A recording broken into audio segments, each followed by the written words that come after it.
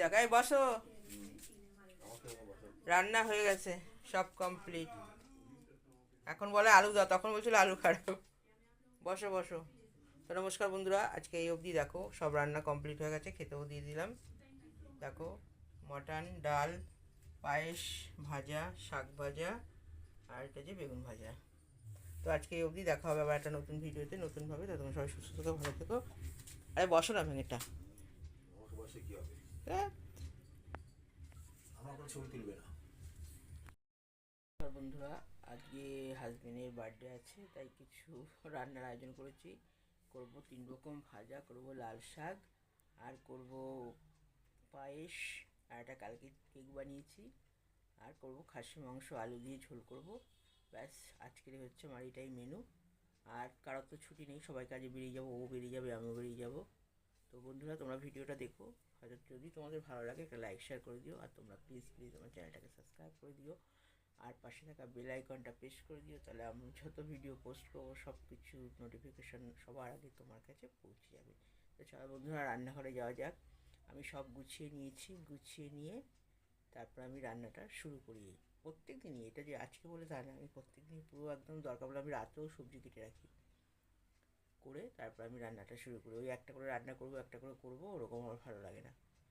আর খাসির মাংসটা আমি দই দিয়ে আর হলুদ দিয়ে অনেকক্ষণ আগে মেখে রেখে দিয়েছি, আর একটু কাঁচা তেল দিয়েছি।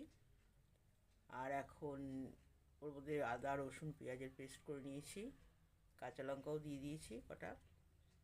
আর একটু রং, মানে রংটা যাতে একটু লাল লাল হয়, তার জন্য আমি কাশ্মীরি লাল লঙ্কার গুঁড়ো আছে, যেটা ঝাল না, সেটা জলে ভিজিয়ে দিয়েছি। আর দিয়েছি মিট মশলা দিয়েছি, আর জিরের গুঁড়ো, ধনের গুঁড়ো, হলুদ গুঁড়ো সব একবারে ভিজিয়ে রেখেছি। আর নুন, হলুদ তো পরিমাণ মতন দিতেই হবে। আর একটু সামান্য একটু চিনি দিয়েছি, আমি সব রান্নাতে দিয়ে থাকি। তো চলো বন্ধুরা, এখন তোমাদের রান্নার কাছে নিয়ে যাই। এখন ভাত বসিয়ে দিয়েছি, এখানে পায়েস আছে, এখানে ভাজা আছে 3 রকম। আর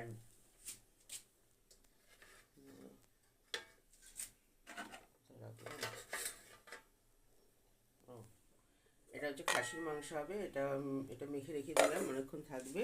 আলু দিয়ে করব, তাই এখানে দেখো আলু কেটে নিয়েছি, আর এটা মশলা পেস্ট করে নেব।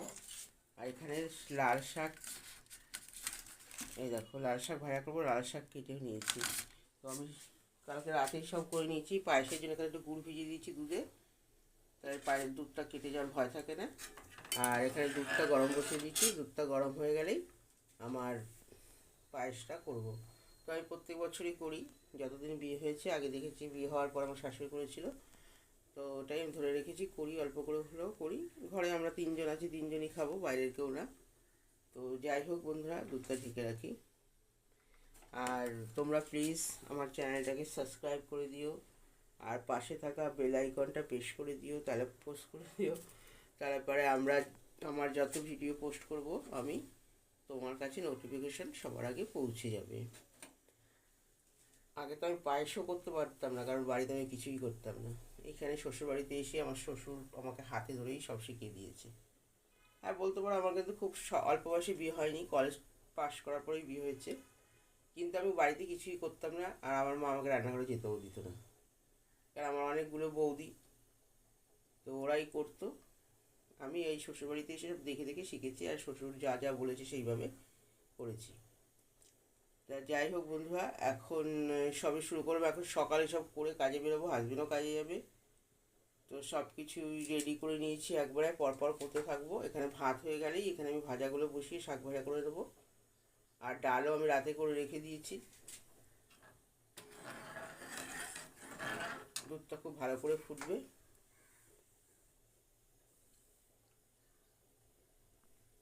এই দেখো ভাজাগুলো বসিয়ে দিয়েছি, এটা হচ্ছে কুমড়ো ভাজা। আমার পায়েসটা দেখো হয়ে গেছে, আর একটু হবে, তারপর আমি পায়েসটা নামিয়ে দেবো। এখানে আমি কাজু দিয়ে দিয়েছি, কাজু কেটে।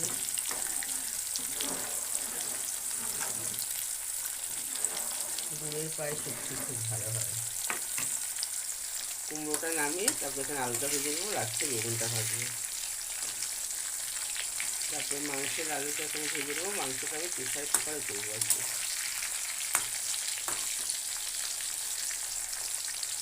খাসির মাংস আলু দিয়ে ঝোলটা খেতেই ভালো লাগে। আমার ছেলে শুধু কষা কষা খাবে, কষা একদম আমার তো একদমই পছন্দ না। দেখো কুমড়োটা আমি কি সুন্দর করে কেটে নিয়েছি, আবার চিংড়ির মতন করে করে ফাঁক ফাঁক করে দিয়েছি। খুব সুন্দর ভাজা হয়ে যাবে, খেতে ভালো লাগবে। ভাজা মনে হলে আলু ভাজাটা করে তারপর আমি ওখানে মাংসের আলুটা ভেজে দেবো।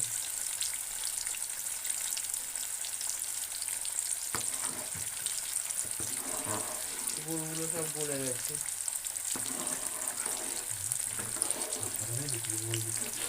কালি করেছো?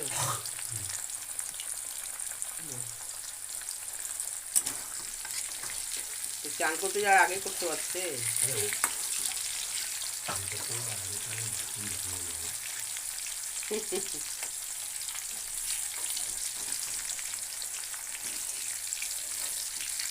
বন্ধুরা এইভাবে বাড়িতে কুমড়ো ভাজা করে খাবে। তবে কুমড়োটা কচি মানে কী বলে, মানে কাঁচা কুমড়ো আর কি। এটা যদি লাল কুমড়ো হতো ভালো, আরও ভালো হতো। আর যখন যেরকম পেয়েছে তখন সেরকম হয়েছে আর কি। পায়েসবাবু তো এখানে অনেকক্ষণ ধরে বসে বসে হচ্ছে, বেশ ঘন করে হবে। তুমি তাহলে পায়েস দিয়ে রুটি নিতে পারবে নাকি? আমি ভেবেছিলাম ভাত নিতে। একটু আটাও মাখতে হবে।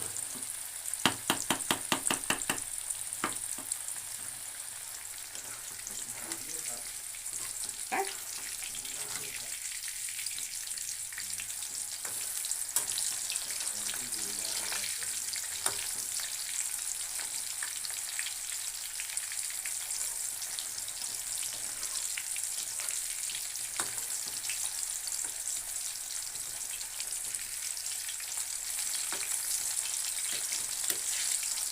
দেখো কুমড়োটা লাল করে ভাজা হয়ে গেছে। এটা তুলে নিয়ে এখানে আমি আলুটা দিয়ে দেবো।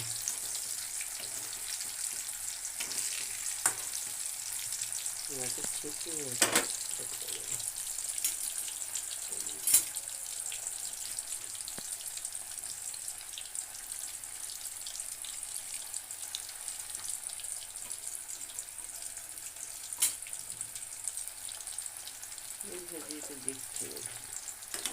দিয়ে এটাকে সরিয়ে দিই।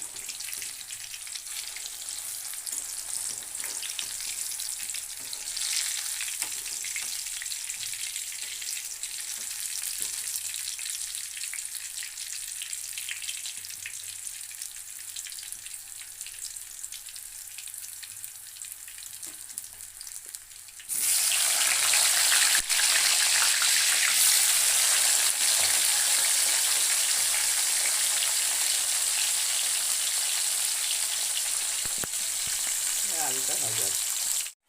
এই দেখো মাংসটা আমি কষানো বসিয়ে দিয়েছি, মশলা পেস্ট করে নিয়েছি। আগে দই দিয়ে আমি এটা মেখে রেখেছিলাম অনেকক্ষণ, 1 ঘন্টা খানিক হবে। আর এই আলুটা দেখো কত সুন্দর করে ভেজে নিয়েছি। পায়েস রেডি। আর এই ধরো 3 রকম ভাজা, 4 রকম আছে এখানে। আলু আছে, কুমড়ো আছে, বেগুন আছে, আর লাল শাক ভাজা আছে। এগুলো সব এখন ঢেকে রাখি। মাংসটা হয়ে গেলেই আমার রান্নাটা কমপ্লিট।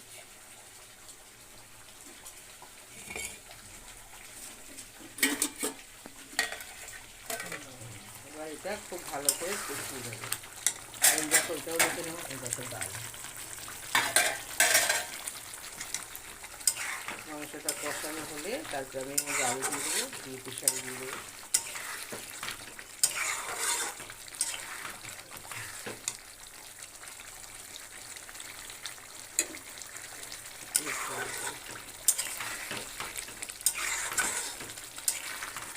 তবে খাসির মাংস একটু ঝাল ঝাল হলেই ভালো লাগে। কাঁচা লঙ্কা বেটে দিয়েছি আর লাল লঙ্কাও গুঁড়ো দিয়ে দিয়েছি, যাতে কালারটা দেখতে ভালো হবে।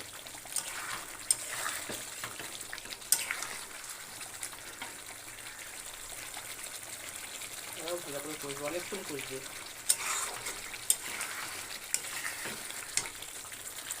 এই দেখাই বসো, রান্না হয়ে গেছে, সব কমপ্লিট। এখন বলে আলু দাও, তখন বলছিল আলু খারাপ। বসো বসো, তো নমস্কার বন্ধুরা, আজকে এই অবধি দেখো সব রান্না কমপ্লিট হয়ে গেছে, খেতেও দিয়ে দিলাম। দেখো মটন, ডাল, পায়েস, ভাজা, শাক ভাজা, আর এটা যে বেগুন ভাজা। তো আজকে এই অবধি, দেখা হবে আবার একটা নতুন ভিডিওতে নতুনভাবে। ততক্ষণ সবাই সুস্থ থেকো, ভালো থেকো। আরে বসো না ভেঙেটা, আমাকে বসে কি হবে? হ্যাঁ আমার কোনো ছবি তুলবে না।